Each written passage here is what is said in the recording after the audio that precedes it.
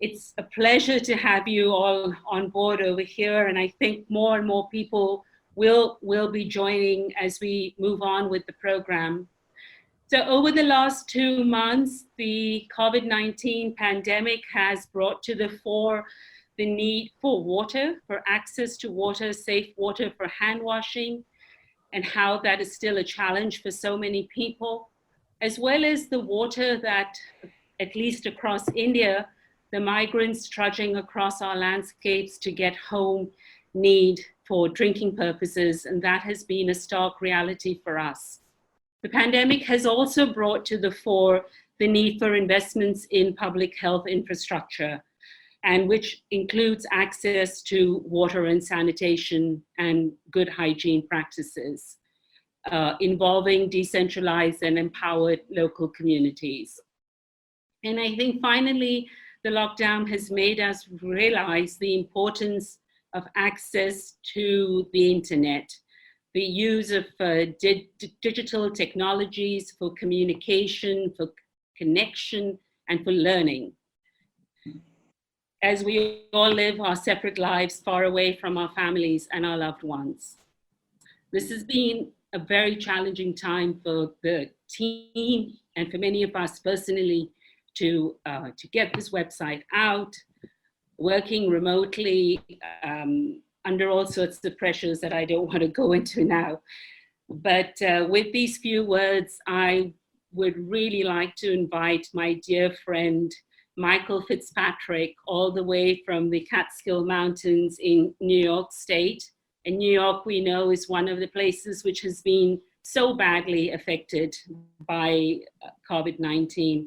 So I'm thrilled to have Michael set the keynote for this evening, or this morning for some of you, with his magical cello and the beautiful song of the birds, which I think reminds us of what COVID has done for or in a way, what our staying at home has done for the environment and for nature.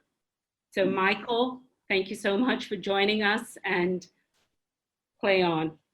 Thank you so much. It's so good to be with you all. The Song of the Birds is a very ancient melody, thousands of years old, but when Sarah invited me to share a bit, I was wondering what would be an appropriate piece of music, and this came to mind because I thought of the birds that fly over and live on all of the waterways of our, and sometimes we don't think of that, but as I'm playing, perhaps we can all link our minds with the waterways and the birds that travel those song lines, and then the beings that live in those waters, as we come together to celebrate the beauty of this earth that we call our home.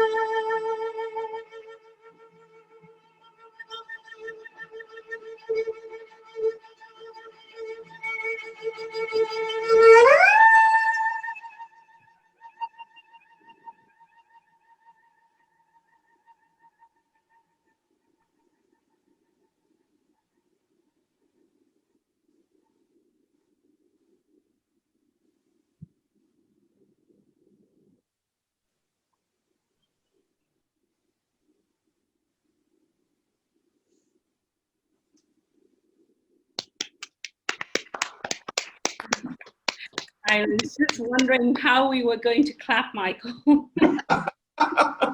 And if you would hear us with all the muted mics. Thank you so much, Michael, for your uplifting and inspiring music to start us on this event.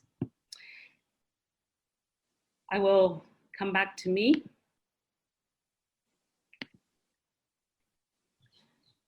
So, water, the sound of waves crashing in the ocean, rain falling on a tin roof, a stream flowing, water, the smell of untreated wastewater frothing on our urban lakes, dried ponds and tanks and abandoned step wells. How does one represent this life-sustaining liquid in a physical museum? How does one talk about the great civilizations that have shaped our water histories, trade and conquest across maritime zones? How does one talk about the many challenges that we're facing with our limited water resources, from urbanization to the uncertainty of climate change, from water rights to the exploitation of aquifers and how it impacts women's water work and the care economy? How does one teach our youth, our future water leaders, and our current water policymakers and practitioners the need to understand water from this interdisciplinary, multidimensional lens, and respect what water is and what water means for all of us? A virtual museum that we can take to people, to communities, allows us to stimulate this critical dialogue on our water futures. Learning from our lived and living water heritage allows us to redefine the role of museums as catalysts for social change. Launched in 2017, the Living Waters Museum is currently based at the Center for Heritage Management, Ahmedabad University. And over the past 3 years, we have been working with a diversity of students, interns, and researchers to develop rich visual stories on our, on our waterscapes, using images, using animation, using art, using 3D tools. Since our canvas is wide, and since it's space, it's open space, our approach is more process-based. And we work with our content developers, our researchers and interns and all, to not only design a good story or to think of good content, but equally to look at the underlying and broader concerns of equity, of gender, of what good water governance means. Thus, the story that we have on the website, the story of Munna, the little girl who falls down a step well in her search for water in a futuristic Ahmedabad, and how she uncovers through layers of interactions with village communities that are now just dust statues, how she sees the water being sucked up by urbanization and by extreme drilling of these bores, how Munna then has to escape from the step well, and that is the whole interactive game, and rescue the future and ensure that there is water for all. So that's one of the things we do. Being in a city like Ahmedabad, which is the first place in India to get the UNESCO World Heritage tag, has meant that we can focus a lot on our local water heritage. And we can also interact with physical space, with other museums, with cafes, with schools, etc. So what we did with Vishala, which is a typical Gujarati restaurant, and the Museum of Utensils to design pot stories around water pots, how communities have used these water spots, and also in that process to talk about virtual water, the water embodied in the food that you would be eating at this restaurant. I think that has been a very good learning experience for all of us. I think also looking, I mean, the example that I just talked about, the Munmuna and the step well and the little girl falling down like Alice in Wonderland almost, that is part of a larger project that we've been doing called Steps to Hope, where we've been developing an interactive map, mapping the step wells of Ahmedabad and putting stories on board and also music. And our idea eventually for the next phase was to actually take experts to these sites and have them and record them as they speak over there. So I think that's very important when you're looking, when you're thinking about how does the virtual world interact with those who are visually impaired. So beyond Ahmedabad, we've also had students working in partnerships with local NGOs, for example, in Eastern India, on a story that you will see shortly on communities on the floodplains and how their livelihoods have been affected by the very, very controversial embankments that we've created to protect ourselves from floods. We've also worked with a student in Kerala to look at these small and now abandoned wells, the Canis, and beautiful images from that work that he did. So through our approach of communication, curation, and content development, we've been able to reach out and work with a number of different types of institutions and students across the country to develop stories by young people for young people, to be very clear that what we're really trying to communicate is not only a visual story, but also a lens with which to view water. We started about 3 years ago with a very simple, but a very effective website that Amit Tandon, who is here, helped us develop, and then students at the university worked on a couple of years ago. We wanted to focus really initially on content development.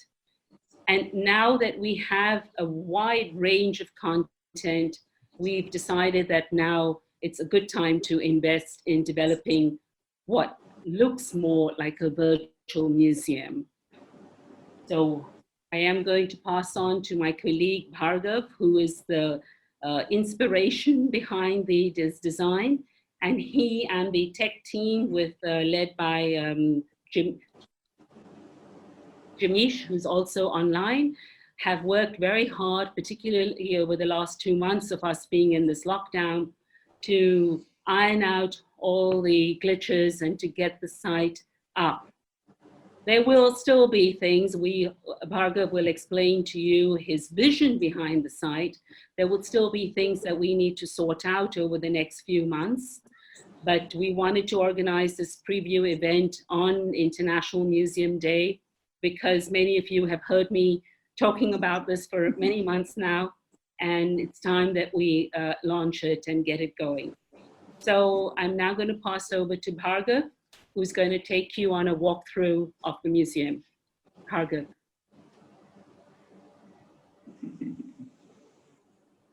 Hello. Hello. Yes, we can hear you. Okay. Hello, everyone. Good morning, good afternoon, good evening. I'm very happy to meet all of you online on International Museum Day and share with all of you the work that we are doing to develop a virtual museum on our water heritage. So I'll start my presentation.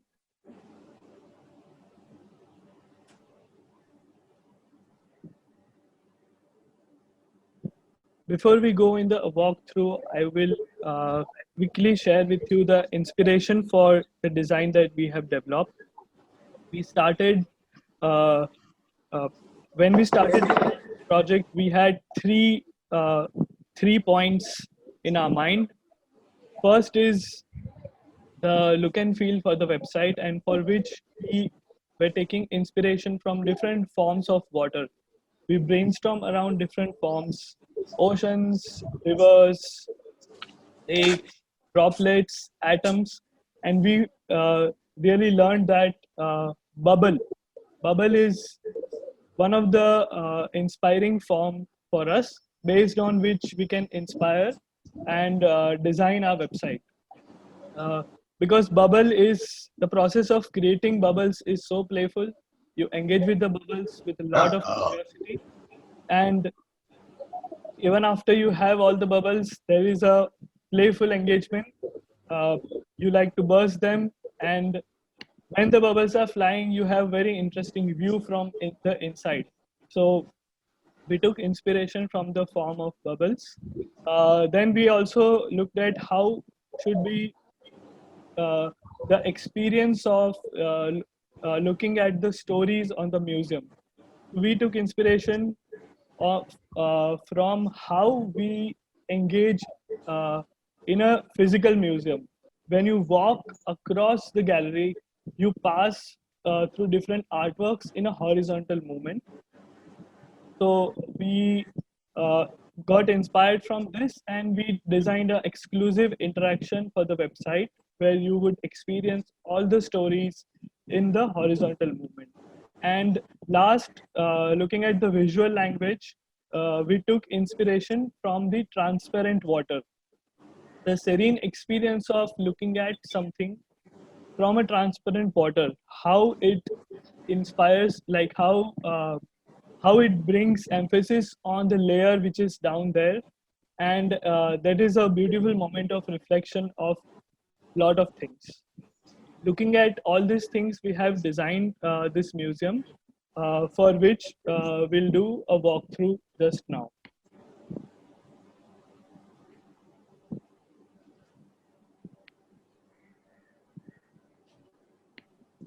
Uh, so this is the landing page of our website, our virtual museum. Each time you will come to this page, it will show you a different image from our stories.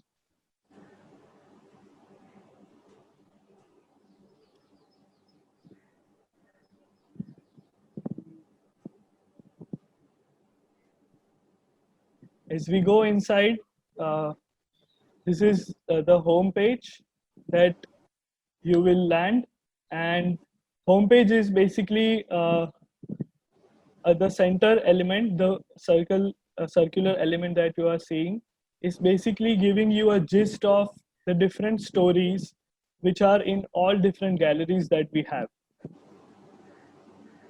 As you click on different icons which represents the different galleries that we have, you will see the featured story. Then you can enter and look at all galleries.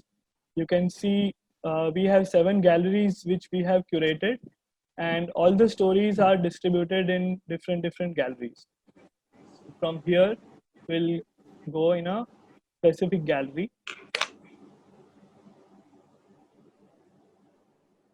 This is the gallery view. These are all different stories that we have. And stories are not just displayed in a list format, they are also displayed on a map. So you could see a particular place and the story which is located at that place. We'll enter into this story. And this is our main story. You can stop on different images and enjoy the great quality of content produced by our friends who belong to different organization, different they are inspired of different subjects and personal stories.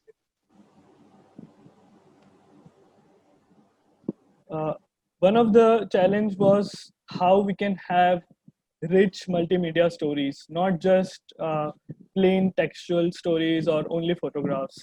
So on our museum, we host a story which has a 3D model, a video, an image, a sound. It can be a podcast. We also see this museum as a tool which will be used in different organizations. So for a better presentation, we have designed this full screen version. So anyone can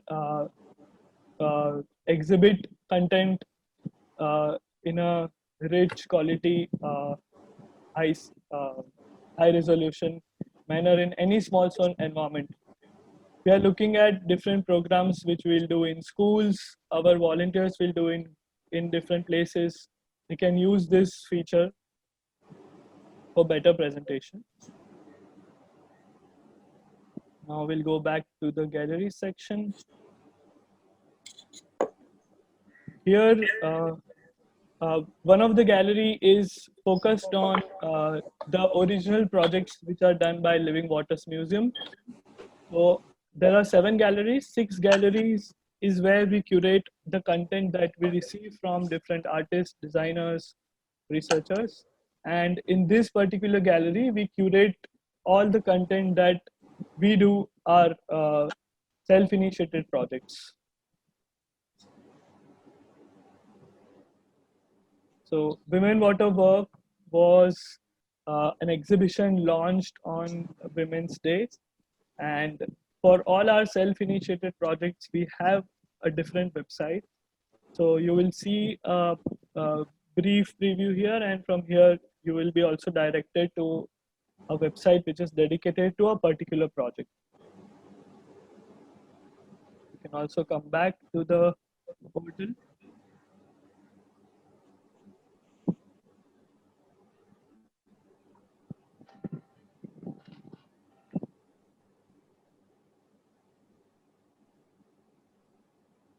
So this is how we can explore different stories, but some of us will be more curious and they would want to search for what they are passionate about, what they are looking for. They may be interested into a topic or a location or a particular kind of water heritage, like you can say stepwells.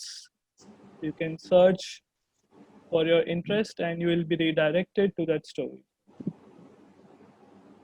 We'll also suggest you stories which are based on your interest.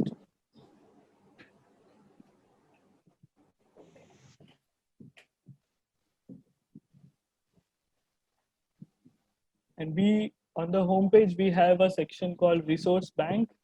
As per the ICOM's definition of museum, museums are not just showcases or displays, they are also repositories of knowledge which can be used by different researchers. Looking at that application, we have developed a resource section which features secondary content. Basically, we want to enrich this section as much as possible. So in resources, you can find books which are related to water. You can find films, audio, video, artworks, documents, people who are working in the sector, interesting projects.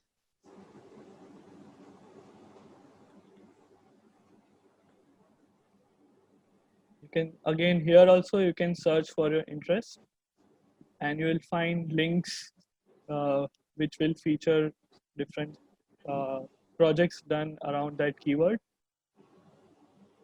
So these are the 3 major features of our museum, and in the short future we are going to make this whole experience available in different languages. We are going to launch a volunteer program where people can translate a story in their language, and after that all the stories will be available in more than 10 Indian languages.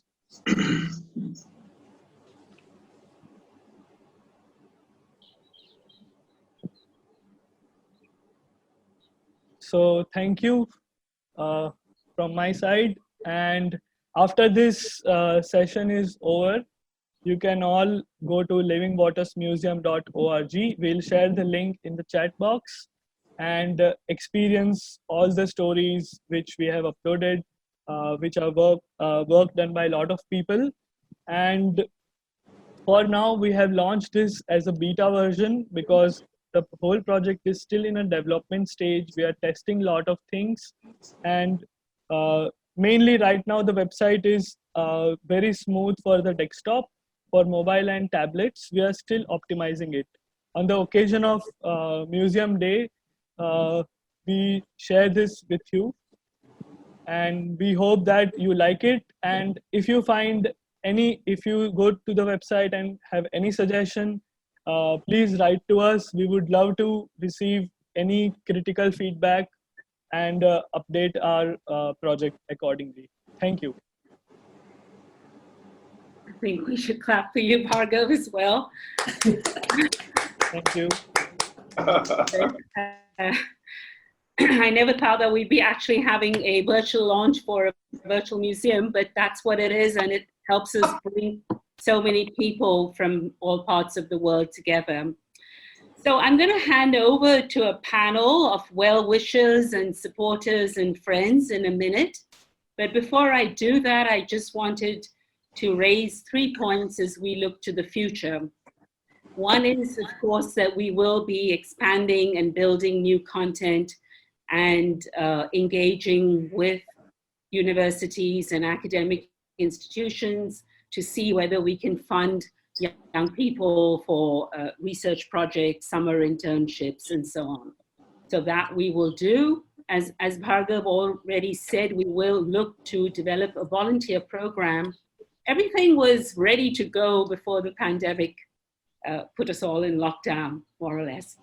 The second thing that we would like to do is to expand our partnerships with institutions and community organizations, including municipalities, local village governments, etc., to develop more contextually based community participatory museums that can talk about local water challenges that people face. But not only that they highlight these best practices, but perhaps also in the process that they could be an avenue for, sorry, that's the fogging going on outside. They could be an avenue for stimulating interest in actually restoring and restoring some of these water sites that we have. And right now there are many opportunities in India to execute some of that, and maybe we can talk about that later in the question answer thing. And finally, I think we also need to look, I mean, we all know that museums are nonprofit organizations, but we also build a model of financial sustainability. And Bhargav and I have been talking about an e-commerce platform where we can support artists, craftsmen, various people whose livelihoods not only depend on water, but the products that they make, whether it's textiles or anything, has water as an input.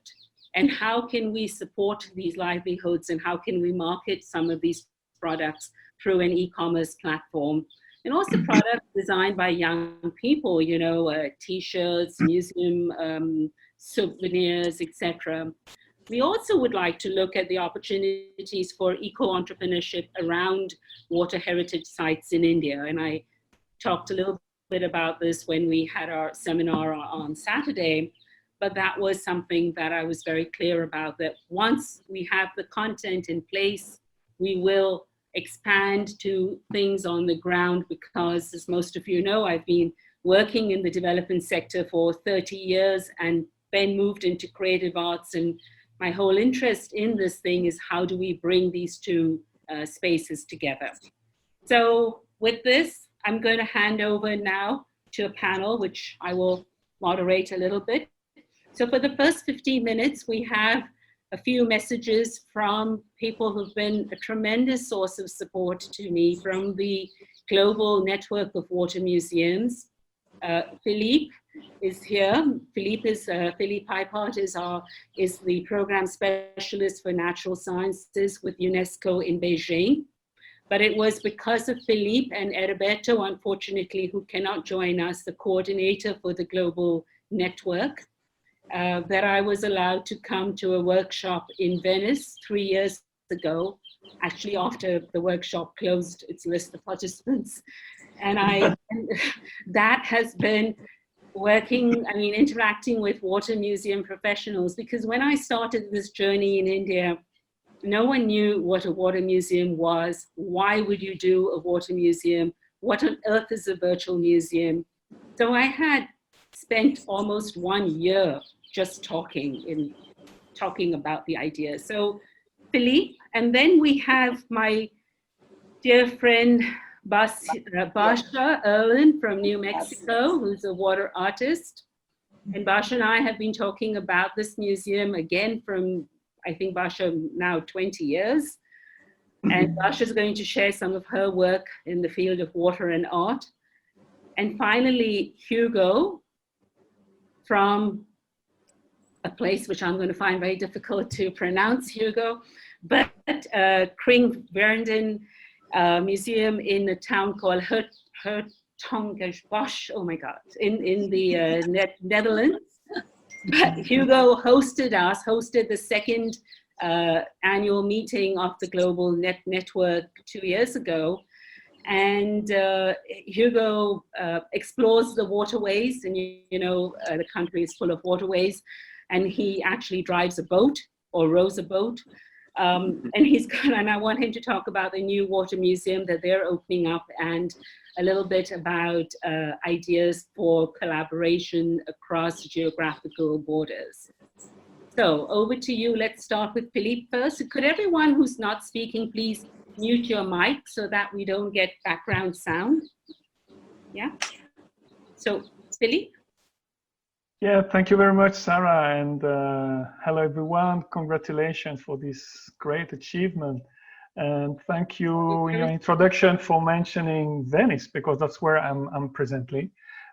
Since I moved here in February, I'm sorry, I'm wearing no jacket, no tie to celebrate this important moment, but I arrived here as a tourist 3 months ago, and I'm still locked here for the moment.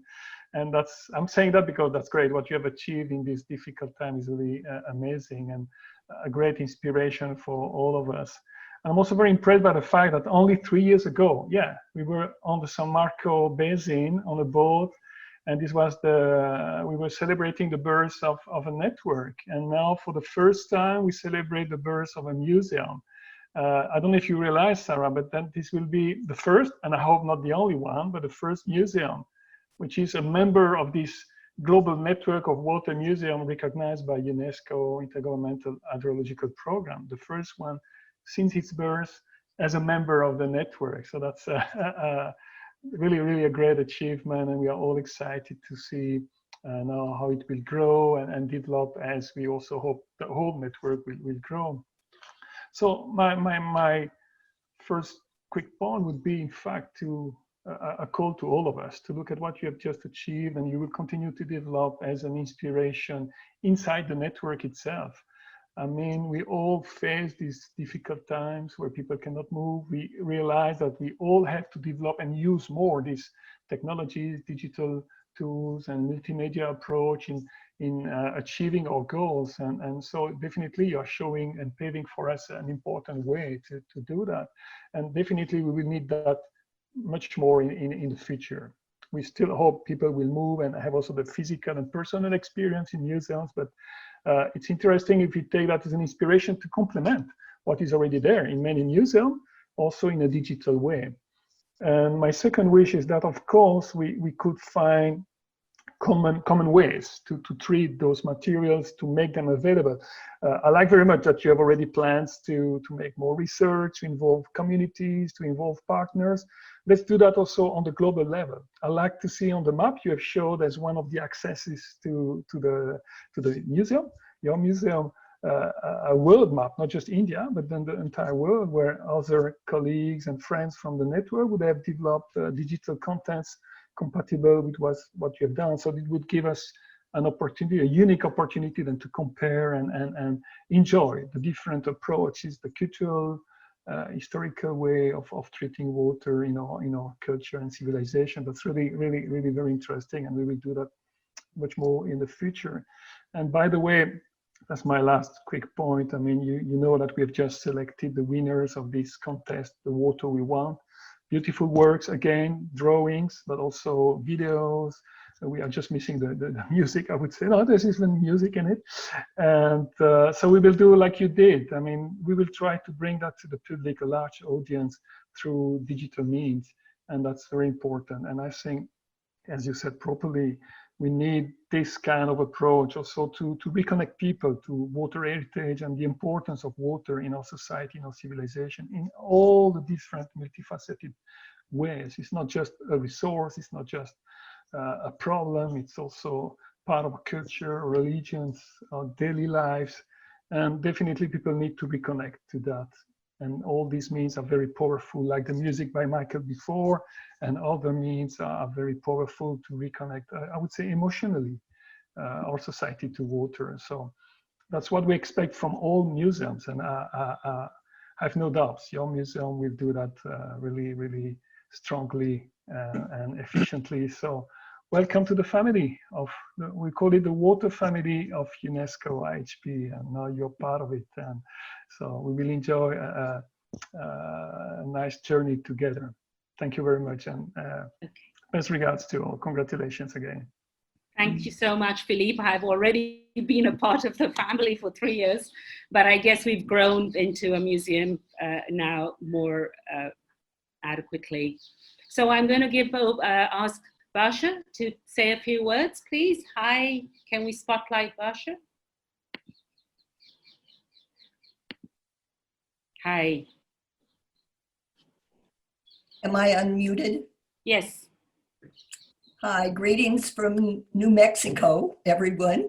I'm grateful to join all of you today, although it's 7 in the morning here, so a tad early. I was not going to show this at all, but when Michael was playing his cello and he mentioned the birds flying over waterways, I have been doing these paintings on bamboo leaves, honoring those who have died from this virus.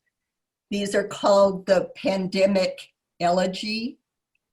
Wow. And I want to start by reading this quote by a Japanese author. "The care of rivers is not a question of rivers, but of the human heart." I have spent my entire life devoted to international water issues, and it will be challenging to share with you all that I want to say in a few brief moments. An interesting story about Sarah and her virtual water museum is when she was visiting me many years ago, we had a discussion about her founding an actual physical museum focused on water. But we could not figure out where it would be located and how objects would find their way to the museum. So I think it is really brilliant that now this museum is online and available for everyone to view. People around the world do not have to fly to India to learn about interesting aspects of water. They can simply turn our computers on. Sarah invited me to visit her in Ahmedabad and present 2 lectures a number of years ago, one in Gujarat and the other in Rajasthan. After giving a lecture at the Center for Environmental Planning and Technology, a reporter from the Times of India asked if I would like to visit the newly constructed dam on the Narmada River. Her father worked there, and we had access to the site that was not open to the public yet.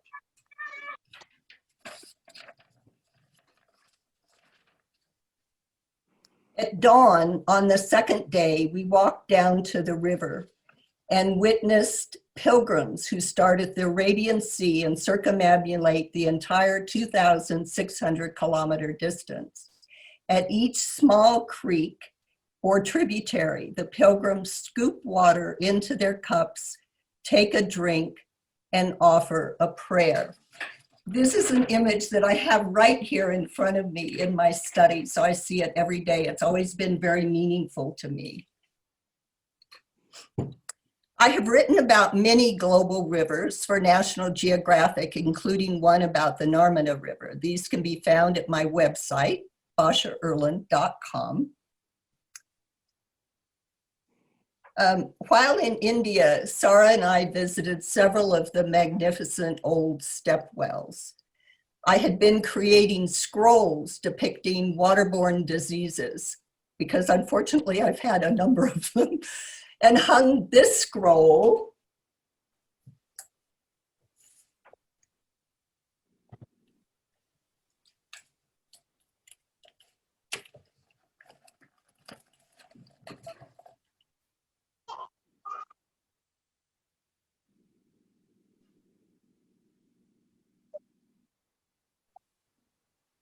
This shows the guinea worm pathogen, and it's hung inside the Adalaj step well.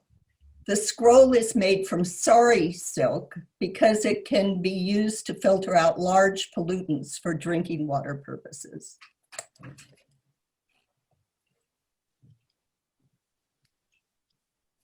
I've got so much to talk about. I'll tell you quickly about one project. Hand-carved ice books emphasize the necessity of communal effort and scientific knowledge to deal with the complex issues of climate disruption and watershed restoration by releasing seed-laden ephemeral ice sculptures into rivers. I collaborate with stream ecologists, biologists, and botanists to ascertain the best seeds for each specific riparian zone.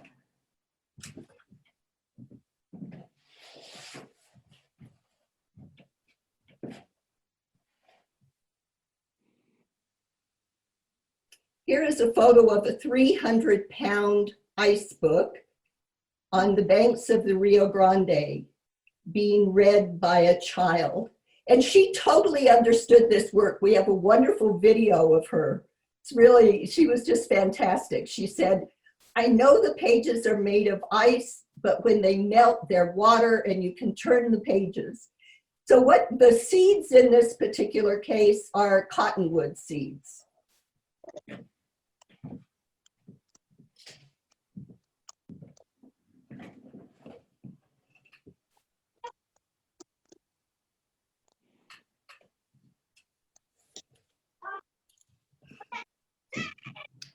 So I went through that very, very quickly. I have so many other things I wanted to talk about, but I've literally deleted half of my talk so that I could fit within the time thing.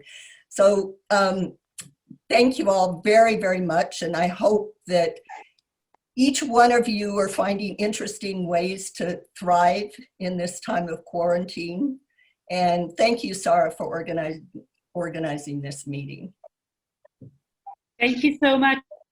Basha, there was a request that you show us what your one of those, that leaf once more, the leaf with the birds on it, the bamboo leaf. Yes, someone wanted to see that again. I've done many of them. Here's another one. Okay. Wow, they're beautiful. It's not. It's affecting me very much because a friend of mine just recently died, and he was indigenous. He was the former governor of the Pueblo Zia. And so I've been doing these for a couple months, but now that I personally know someone who's passed, it's like I cry when I'm making these. Mm.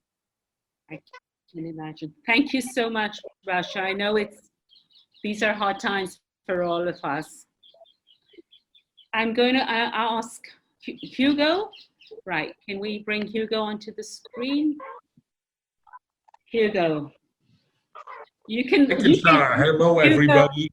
you can pronounce Hello, where you come from again. Yes, I'm talking to you from the beautiful ancient city of 's-Hertogenbosch in the Netherlands, where 2 years ago we had the second meeting of our very nice global network of water museums. And it was a pleasure to meet so many of you at that time.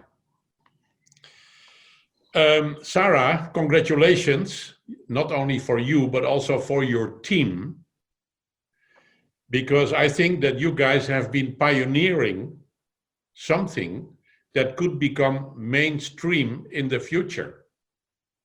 At present, of course, most museums are facing a lockdown, the physical museums, and several of the physical museums are now offering and developing digital content.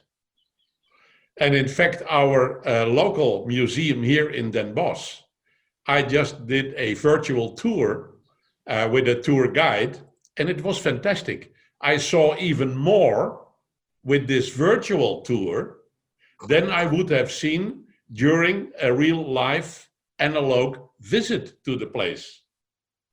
So many more possibilities and links to get to go deeper into the content. So I think you guys deserve great credit for pioneering this possibility of offering a digital museum experience. I was reading just a few days ago the report published by the European Association of Museum Organizations. It's called NEMO. And it's like an umbrella for museum organizations. And they did a research. They received replies from 1,000 institutions in Europe about how they are doing in this crisis. And of course, you can imagine, the report, by the way, is available on their website, nemo.org. But you can imagine that many museums now are facing financial trouble, and dozens of them will never be able to reopen even after the crisis because of lack of funds. So I think that offering digital content could also, in terms of budget, be a fantastic future for many museums to become maybe a hybrid museum, having a physical location, but scale down on size and cost, but include an enhanced digital content. Perhaps that could be a future. As for our global network of water museums, personally, I would not want to miss the physical meeting face-to-face with many of you, because the physical meeting is necessary to create bonds, and you need bonds for future cooperation. But I think that we could save some money by not organizing too many meetings and do more online, like you are organizing today. Thank you so much for offering us this insight. Thank you, Sarah. Thank you. Thank you, Hugo. And I'm going to move a little bit beyond time, but I think that's fine. I'm going to move now to the folks in India and in Ahmedabad who have been a great support to all of us on the team. Ashok Chatterjee, who has been the head of the National Institute of Design in India, one of the premier institutes here. Ashok has also worked extensively in the water sector. Neil Shapagan is the director of the Center for Heritage Management, where we're based. And it is with Neil and the students at the center in that we have been working also to develop some of the content that we've been showing you this evening. And finally, to Tanishka Katru, who is a faculty at an NID. And to her, I really owe a debt, because we're struggling with the idea and where to start about 3 years ago. And Tanishka introduced me to Rishi at NID, and we started working with the graduate students of photography over there to do the beautiful water stories the first ones on our website when we launched it, and in the fall of 2017. So from Ashok and Neil and Tanishka, we look forward, the team look forward to a few words from each of you. Can I find Ashok, please, first? Thank you, Sarah. Can you hear me? Yes, yes, Ashok. So just a few words. I think this is wonderful, and congratulations to you. It's been a long, long journey, and I guess this is just the beginning of it. But it's wonderful to see what has been achieved and also to see the potential. And I think what Hugo has just told us about understanding that there can be hybrid museums, I think we should now explore the possibilities of linking a virtual museum to the physical museum and to collections which can enrich the virtual museum in many ways. I see the future for this effort in terms also of the virtual museum becoming an important resource and opportunity for not just design students, but for students in a variety of disciplines in our academic institutions, because so many disciplines impinge on water. And I don't think very many of us in the academic world have understood the importance of having a learning tool and a learning space like the one you have created to enrich with knowledge from all sides and also to learn from. So what can we do about this? I also think that in the post-COVID situation, the one thing that has come through and which is unfolding around us in the tragedies we are missing as we speak, as we are witnessing as we speak on our roads and highways, as thousands of people and families try to find themselves on their way home. And the importance of roots and the importance of home has suddenly emerged as such a powerful force for human behavior and for human value.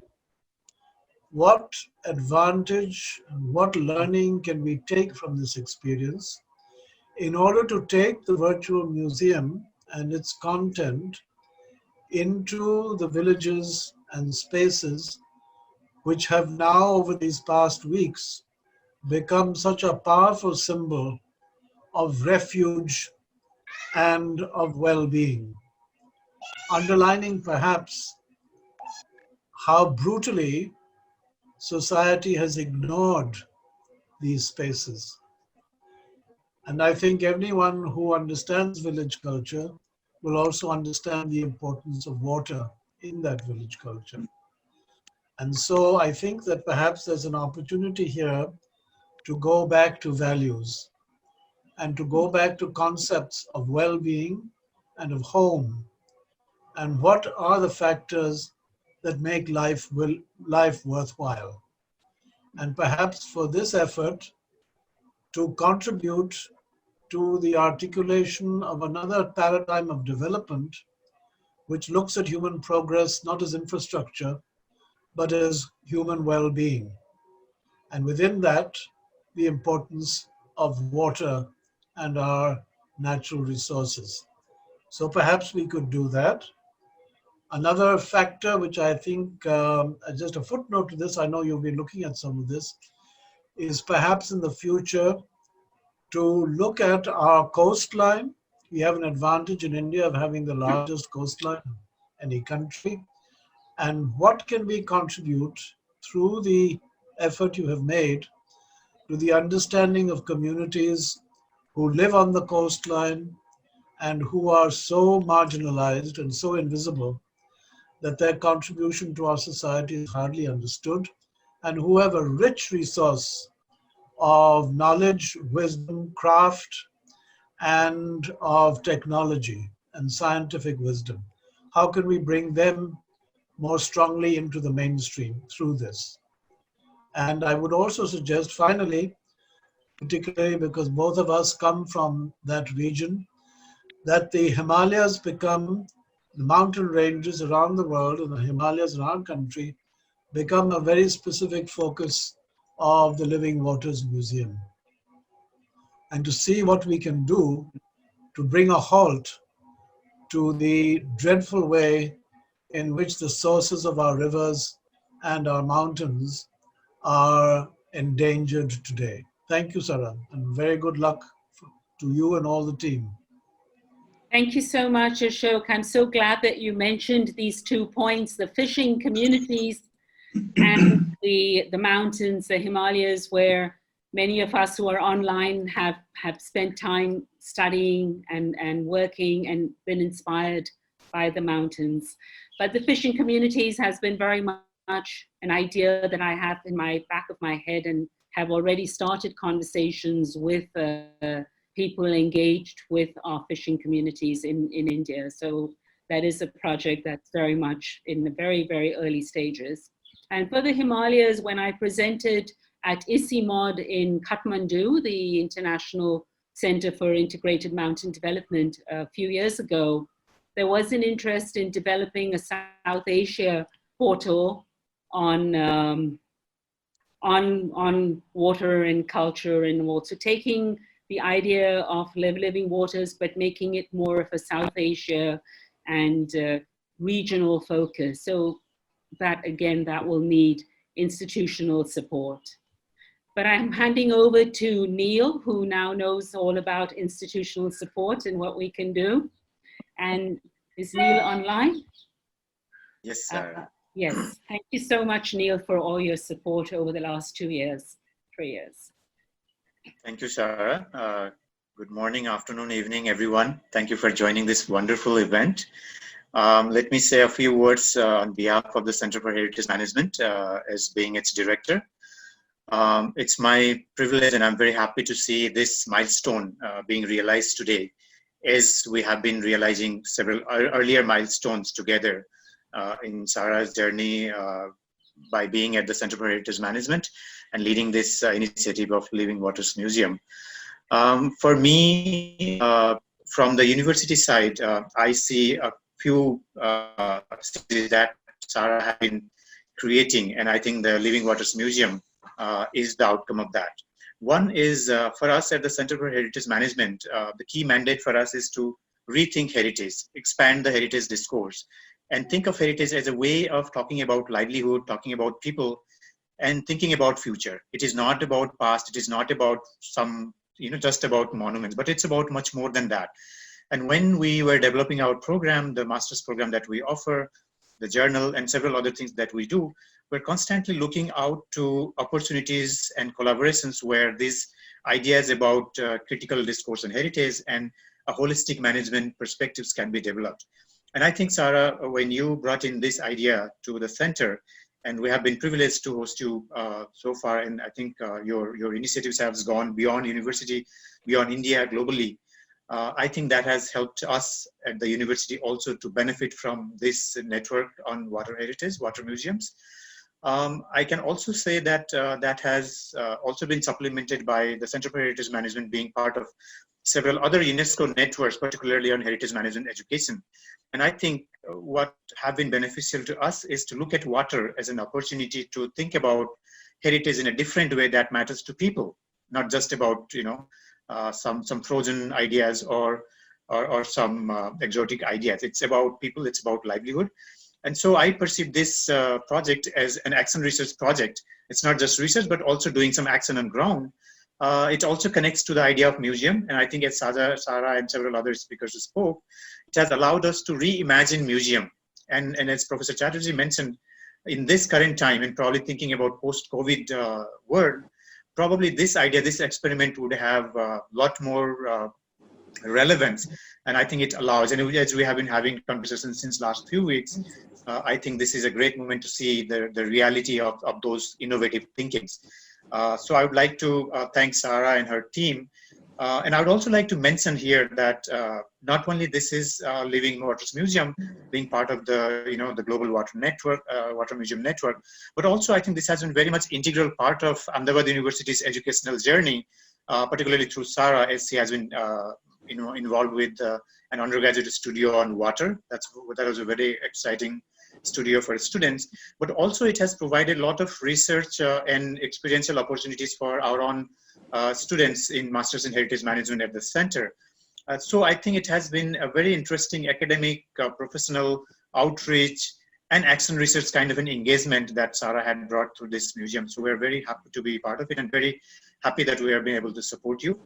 So I would like to congratulate Sarah, Varga, Supreet, and all other who are involved in this process. And as I hear from many of my students, because just to give you an idea about the physical space of this virtual initiative, Center for Heritage Management has a small space. Within that, Living Waters Museum has some dedicated space, but then also we are very much integrated part of the university.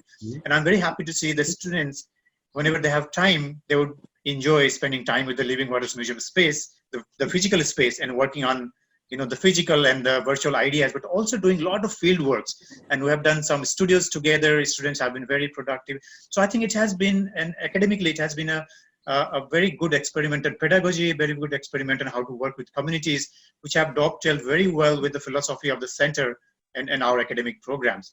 And so I think it's been a win-win situation, and I'm sure it will take off beyond the limits of the university and India, as some of the speakers were suggesting. So I'm very happy, and once again, congratulations. And I think there couldn't have been any better ways of celebrating the World Museums Day today with this very innovative, very timely initiative being launched. So once again, congratulations and all the best. Thank you very much. Much, Neil, and thank you for all the support that we've had at the center with you, with my conversations with you and other faculty over there, and of course the help of this amazing group of students, and you will hear Sukrit perform at the end. But I know that we've had many, many informal conversations with the students as well. Great. So I'm going to now ask Tanishka from NID, the National Institute of Design, to say a few words, because we have been working with them a lot. Regularly with Krishna sir's son. Someone needs to mute their mic, Ajay. Hi. Ajay, you need to mute your mic. I'm sorry. Yeah. It's okay. Tanishka? Yes. Hi, Sarah. Hi, Tanishka. Great. So, I really enjoyed the presentation of and the walkthrough to the museum that Bhargav gave us. And it brought up so many memories because like you mentioned, it's we've been part of this journey with you along with the students at NID for almost 3 years now. Yeah. And I feel that, the first conversation that we had was particularly serendipitous considering the moment that we are in right now. And I would echo what Neil was saying, that, there's a particular pedagogic moment through which we are now discovering new possibilities of becoming, virtual communities, sharing infrastructures, and reconfiguring our design, artistic, museum practices. And this has, I feel like there's so much learning that has happened over the last 3 years that although you never feel ready for this, what we are witnessing right now, I wouldn't say that, but somewhat, equipped to think it through. And I think, for us museums, as communication designers, museums have always been this kind of space where very important cultural learning processes happen, and that help connect to multiple voices and perspectives. And today, you see how this can also become part of and about fostering very self-driven, self-regulated learning, which is, required at this moment of time. As a designer, the only other point I'd like to make is that, our relationship with water is very complex as a community of professionals. I think one of the biggest issues that I see is, other than ocean acidification, is plastic pollution of our water bodies. Single-use plastic is everywhere: bottles, bags, food packaging, coffee cups, lids, you name it. And who's designed it? Probably somebody like me.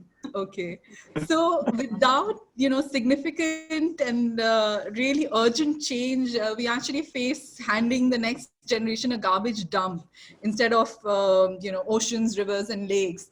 And we need to really wake up to that, and we are waking up. And I'm really glad to say that some of our students have been doing really interesting work, and you've always come in whenever we have exhibitions and given feedback on that work. So around this materiality of the artifacts that crowd our world, this is something that we really need rethinking around.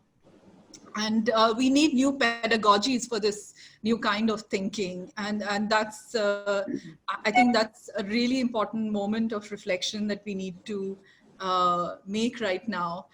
We had I just wanted to mention one more thing quickly. We were talking about the fishing community, fisher folk. And this year we had a student from Kerala who started working with around ocean life underwater, SDG 3. She had sort of looked at targets around that, and she actually started collecting these stories of fisher folk and songs and music in Kerala, where their whole knowledge system and transfer of knowledge is through a lot of this music and songs. And with the People's Science Museum, science movement, to actually develop a sort of resilience amongst the community to lobby for their own, and become voices for change. And these stories are just, I think what a virtual museum can really bring to communities all over the world. And that's one of the most things that really excite me, and to be part of this journey. Thanks, that's all. Great. Thank you so much, Tanishka. And I'd love to, offline, we will talk about this content as well, because I think it could be the start of the work with fishing communities. We've already supported a walk along the ocean, and there were one of the stories that Bhargav showed you by Janet. Was a walk that she did along the coast and she, I think, also talks about the plastic in the oceans. So we're at the end of the formal part, but before we close that, I'm going to ask Sukrit to introduce the song that he's going to sing to us. And Sukrit has been leading a lot of our really exciting water music interactions with schools and children and nonprofits based here, experimenting with water as a medium of sound, and also the material with which we've made our pots and glasses and steel, etc., to hold water, how that also is a medium for sound. So Sukrit, over to you. Please introduce your song. Thank you, ma'am. Well, I'm Sukrit. I'm a student at the Center for Heritage Management. Can we stop Sukrit, please? Sorry? No, you can hear me? Yeah. Yeah. So as Professor Neil mentioned, that the idea of CHM was also to expand the concept of heritage beyond just tangible and intangible. And me being a musician, I think Sarah ma'am gave me a huge opportunity to take this up and look at how can we look at the concept of water heritage beyond just the build. So I looked at music specifically, and as she mentioned that I looked at three main aspects: songs related to water, looking at utensils which carry water as a mode of like a instrument, and of course water as a medium for the propagation of sound waves. Today I'm going to sing a song, and as we all know, as Tanishka ma'am also mentioned earlier, that water in the form of rivers, rain, waterfalls have played a huge role within communities, and these communities have often expressed these connections through different types of performing arts. And the song I am going to sing today is called Ma Reva, which is a hymn on River Narmada, a river in India. And this is particularly very, very significant because it became an anthem during the Narmada Bachao Andolon, which these communities living around the Narmada River started singing as a protest against the building of dams that was being built around the river. And I'm going to be accompanying myself on the ghatam, which is an earthen instrument which we use in everyone's homes to carry water. So without further ado, I'm going to start off. I hope I'm audible. Yes.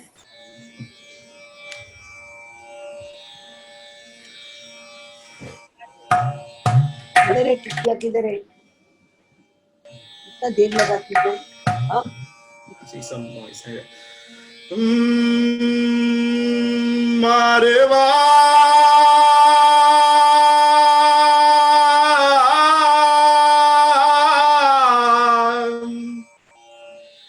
Mareva teno pani nirmal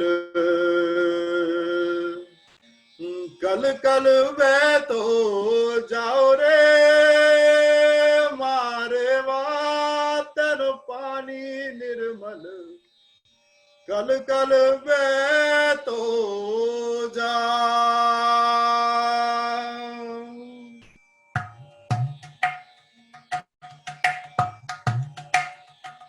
अरे अमर कंठ से निकली हो रेवा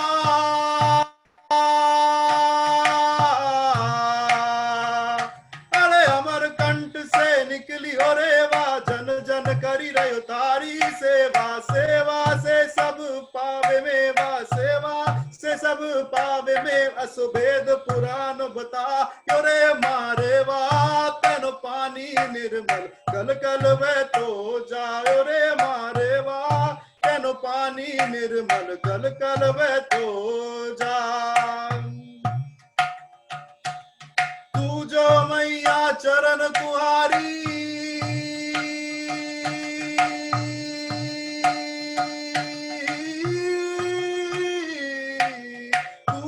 मैया चरण कुंवारी शिव शंकर की राज दुलारी तू जो मैया चरण कुंवारी शिव शंकर की राज दुलारी गाँव गाँव में हरि धर्म का गाँव गाँव में हरि धर्म का सौ जगदम्बे गाओ रे मारे वाह तन पानी निर्मल कल कल वे तो जाओ रे मारे वाह तन पानी निर्मल कल कल वे तो जाओ कारो किनारो जित नर नारी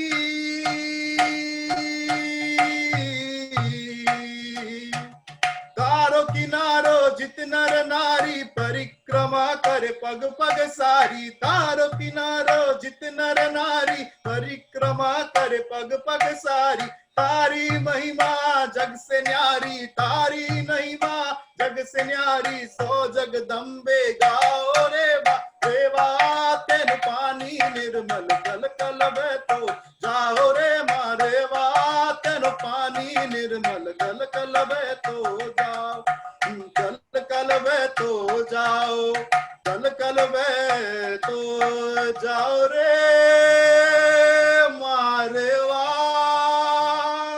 तेन पानी निर्मल कल कल वे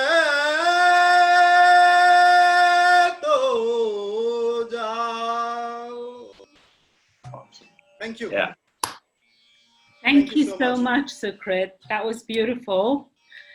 So that brings us to the end of the launch event. We're open right now. I mean, I'm happy to take any questions, any thoughts, any feedback that people may have for us on what you've seen. And I know you're all waiting to eagerly explore the site. We did say that it is a beta site, so there may be a few glitches. So we'd be happy to have your feedback on anything on the site. But for right now, I think for another 5 minutes or so, we'll keep it open if anyone wants to ask a question or comment or feedback. You can unmute yourself. Sarah, I just had a suggestion. I don't know whether I missed because my internet was not very fluent. Did Sukrit introduce the instrument itself? Yes, I did. You did. Okay, great. Wait, Because leave I it up. was, No, hold it back up one more time. yeah, maybe because I think that's also very important. Your instrument itself. Yeah. Can we put Sukhrit back on the screen with the instrument, please. please? Yeah. Yes, if that. So this is a simple water carrying utensil, and I saw in the comments that I think someone asked about the meaning of the song, and the meaning of the song is basically the community telling about what is their connection with the river. It talks about how it sends clear water and how they use this water for different types of events, different types of activities that these communities do. The religious significance of how this is Shiv Shankar ki Dulari, as in Shiv Shankar is a very important god of India, and how Narmada happens to be one of Shivji's favorite. It also talks about the women of how Taro Kinaro Jitinar Nari, as in how the ladies around the Narmada, how they flock around the river at different times of the days, and Parikrama Kare Paga Pagasari, as in they are the main saviors of the river, as in they are the ones who actively take part and look after the river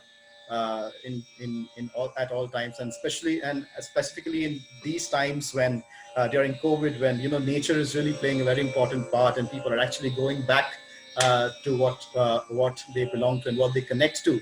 I thought this song particularly would be of major significance, specifically looking at how people are connecting back to their local heritage because they cannot access the global heritage. So I think the importance of local heritage has really become very, very significant during these times. I thought this would be the best song to probably make this beautiful event. Just contributing to making it more beautiful.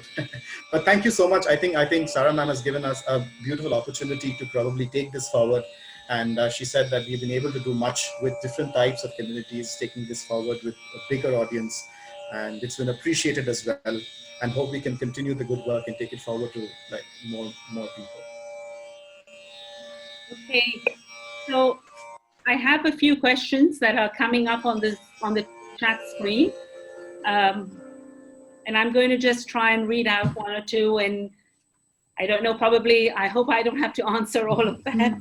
But so from Jan Reinders, another very dear friend sitting in The Hague, you're asking me, Jan, that will the museum also address the very political aspects of virtual water, for example, the use of scarce quality water for the production of textiles, so wastefully and unsustainably in the global north?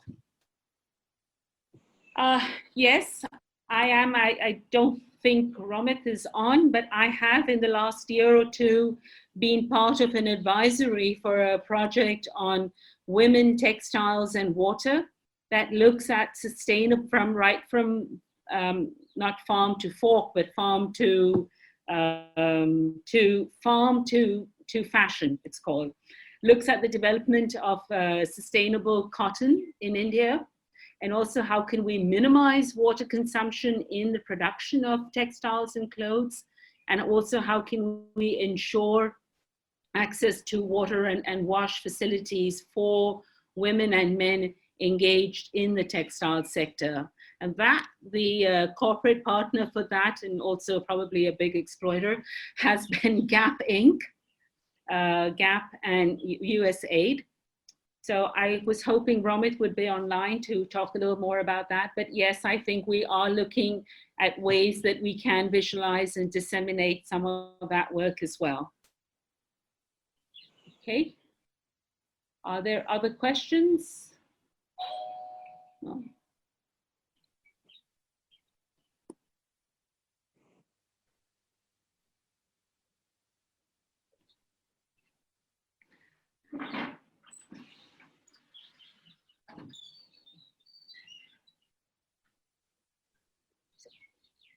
I think we've given you a lot to think about, and you can write to us over the next few weeks and months. And I know, I mean, there's a lot for me to read and respond to in the chat thing as well.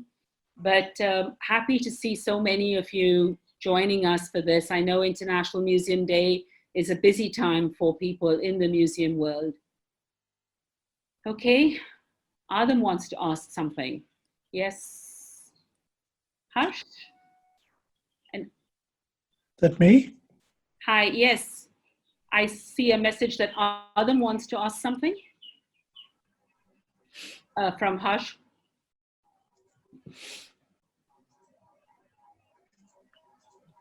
Harsh?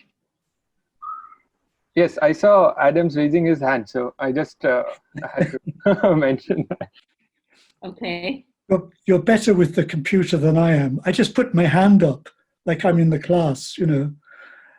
I'm sorry I haven't been so involved recently with the global network of water museums. Your mention of cotton just suggests that I might talk a little bit about the new project that we're working on, because the health of water, air, and soils is those are all issues which are very interconnected. But whereas it's very easy perhaps to talk about the cleanliness of our air and our water, we're involved in a project called Our Living Soil, which soils and soil culture was something which I was involved in before the water museums. And of course, this year was to have been COP26 in Glasgow. In 2 years' time, there is the World Congress of Soil Science in Glasgow as well. So at the moment, I'm working very hard with Scottish colleagues on this project called Our Living Soil, in a way to try to establish a similar network for soil museums around the world, as you've so successfully done with water. I just wanted to sort of flag that up, just as perhaps an apology. I'm delighted that Bazia is here, and she's managed to be one of the many artists that we've involved in the water museums over the last few years. So that's, if you wouldn't mind, that was just a little bit of a plug and why I'm here. Thanks, Sarah. Thank you so much, Clive. I'm looking, waiting to see the work on soil as well. And I think there's a lot of connections between soil and soil moisture, actually. And also then looking at issues around food security, because soil and water are the building blocks of our food systems. Soil, water, and seeds. Yeah, it's a good idea. Anyone else wants to say anything or comment? I'm just scrolling along. I see so many of you here.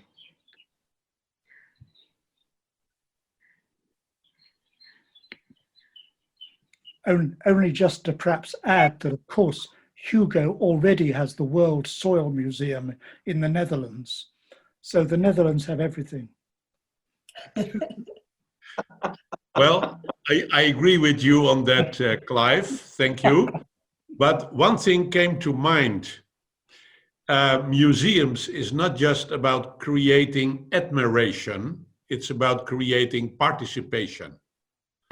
And I think that is a vital message. That's right.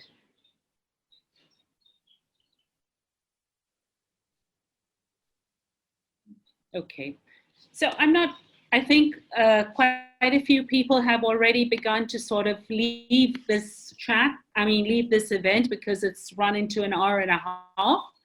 So I want to thank everyone for joining us this morning, this evening, this afternoon in your time zones. I want to thank Michael and Sukrit for entertaining us with their beautiful music and their beautiful voice. I want to thank the panelists and Philippe and Hugo and Basha and Ashok and Neil and Tantanishka for sharing your thoughts with us. I think my deepest gratitude is for Bhargav and the rest of the team who has worked like crazy over the last few weeks to get the site down with me, constantly pushing. and also having to deal with my impatience, I think. So in these times, it's been a bit challenging, but it's worth the effect. I mean, it's worth the effort and the time, because now we have something on which we can build. And all these ideas about hybrid museums, about extending our partnerships, about content development and new ideas for content development, we will be starting to brainstorm around these and thinking of our next steps, both in Ahmedabad, but also beyond to other places that we'd like to engage with. I like the idea of expanding this to a global virtual museum. I did meet someone from the tech world who raised that idea, Michael, when I was in Aspen last year. And, you know, why are we just doing it for India? Why can't we have a global virtual museum on water? But that requires more stakeholders on board. That requires a different quantum of funding as well than what we've been working with over here. But I think we can explore those ideas. I think the global network of water museums can think about a way of building that. So taking the website that we already have with that, but expanding it to make it more of a museum experience. So great, all of you here, every one of you who has joined us online has been a part of our journey, and a journey which I hope will continue to flow like water in the days to come. Of course, we're now entering the we are in the hot summers. We'll now be seeing the monsoons in India. But thank you, take care, stay safe wherever you are, whether you're at home or wherever. And yeah, keep connecting with us, and we will be reaching out to many of you after this. Great. Anyone else has any last words, Bhargav? Michael, Sukrit, anyone? Philippe, if you're still here? Otherwise, I'm just going to say thank you for joining us and closing this. Right. Thank you. Namaste. Thank It's the you new all. way. Thank you, Totsins. See you. Yeah. Bye. Bye, everyone. Bye. Piyush इसको save करना अभी बस video और वो सब and कर दो meeting